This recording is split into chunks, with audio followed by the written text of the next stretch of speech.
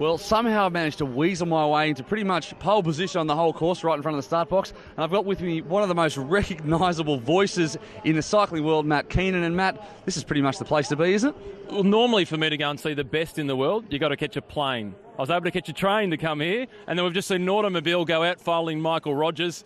And the response when we saw Rogers go out was a lot bigger than we saw with any of the others, and that's the first time we've had the chance to see that at the World Championships. Isn't it fantastic? The crowd here is amazing. You don't notice it when you're down at Steam Packet. How many people are just up here? It's the first time I've ventured out of Steam Packet. It's packed, isn't it? It's a work day, Will.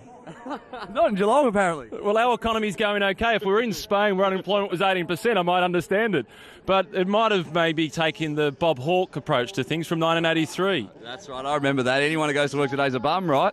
Exactly. And no one in Geelong's been a bum. They've all come out to support the Australians. Longest lunch hour in Geelong ever. And then the siesta. It is a little bit Spanish then. Now, it's been really good already. One silver medalist. Durbridge, was he expected to do that in your opinion? To finish just 2 seconds away from that gold medal is extraordinary. Luke Durbridge is the youngest guy ever to get a medal in an individual time trial at the World Championships. The second youngest, Fabian Cancellara. So Luke Durbridge has got a huge future. Last year he won the under-19 world title in the individual time trial. He also won on the track in the Madison, so he's versatile. It's a name that we're going to have to get used to. We're going to be saying Luke Durbridge a lot for the next 10, 15 years. So that kind of medal, that kind of performance, that's the kind of thing that pro teams really look to, isn't it?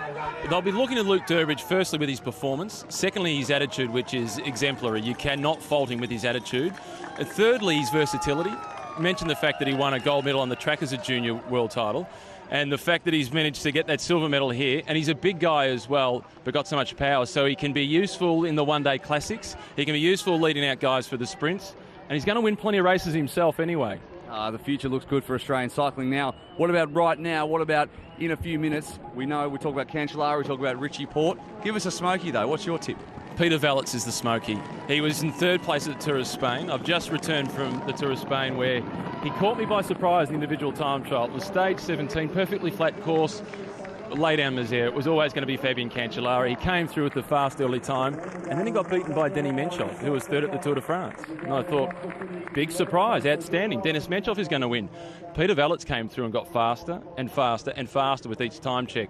And this is the sort of course that he might be able to cause the big upset on. Now we're going to roll this probably just before the big boys go out. Your tip, if it's not Valets, who's it going to be?